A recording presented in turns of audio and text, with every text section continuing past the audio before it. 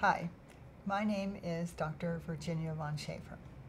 I wanted to discuss a topic with you that I find very fascinating and often confusing to many patients, and actually confusing in the way it's presented in the literature about cancer.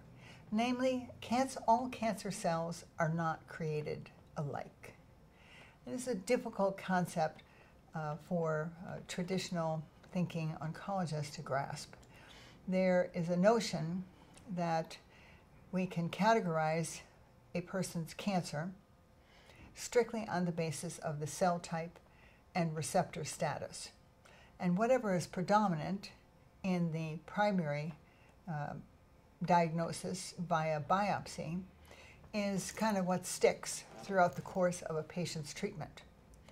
Unless, of course, they have a regression and then recurrence, in which time they might come to reevaluation. Well, the truth of the matter is that there are many different clones or clubs of cancer cells.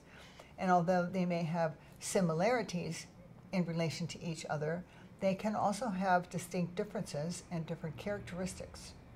And we see this as evidenced in a cancer that's a very common one, such as breast cancer.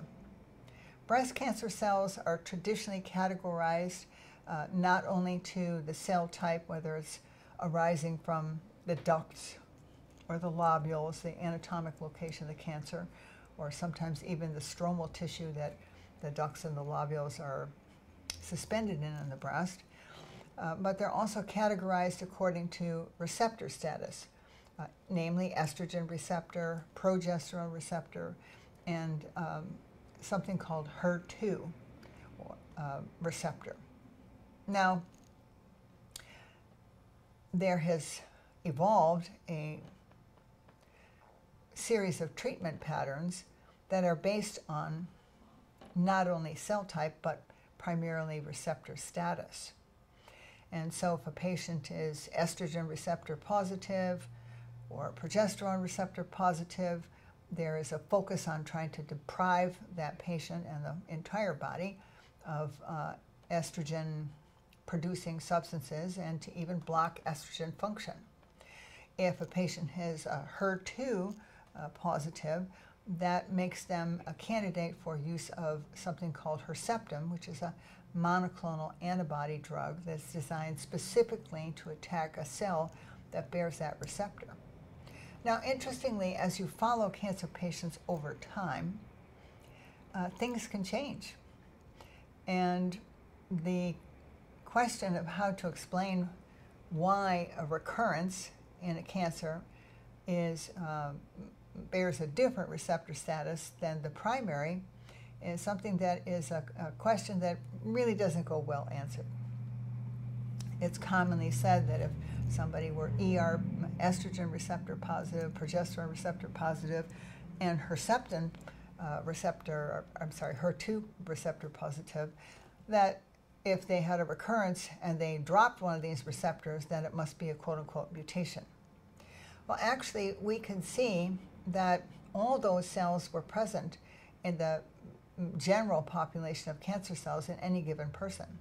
And since the cells that bear sometimes specific receptors, especially in the case of Herceptin or HER2 positive receptors, they're not in a majority. So if a patient has had a long course of the monoclonal antibody drug Herceptin, it's possible that that entire clone or club of cells has been eliminated. And if there is a recurrence, it may come to be HER2 negative. I have seen this happen clinically many times. In fact, some patients will even go from ER positive, PR positive, HER2 positive to triple negative in their recurrence. And it isn't just simply a matter for a quote-unquote mutation. Those cells were always there.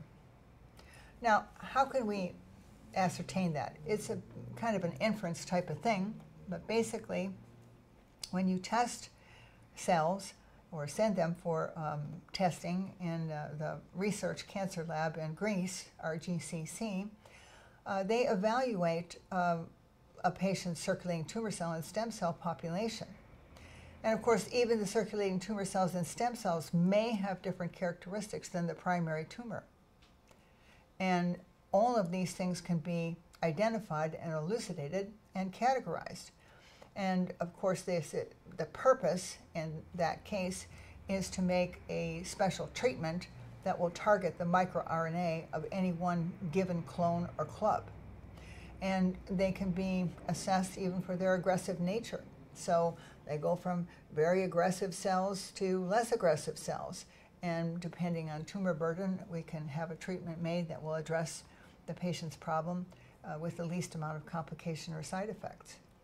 This is very interesting, but it's also very important because people who have cancer, the primary tumor does not necessarily have the same identical characteristics as the cells that it shed, namely circulating tumor cells and stem cells. And those are the cells that are seated throughout the body and actually can present the biggest threat for the generation of a metastases or a recurrence. So given the right metabolic conditions, those cells can become activated and come out of their latent form and create a new tumor. So understanding the fact that there are many different clones of cancer cells in a person's body, and that at any one time, one clone may become more dominant than another.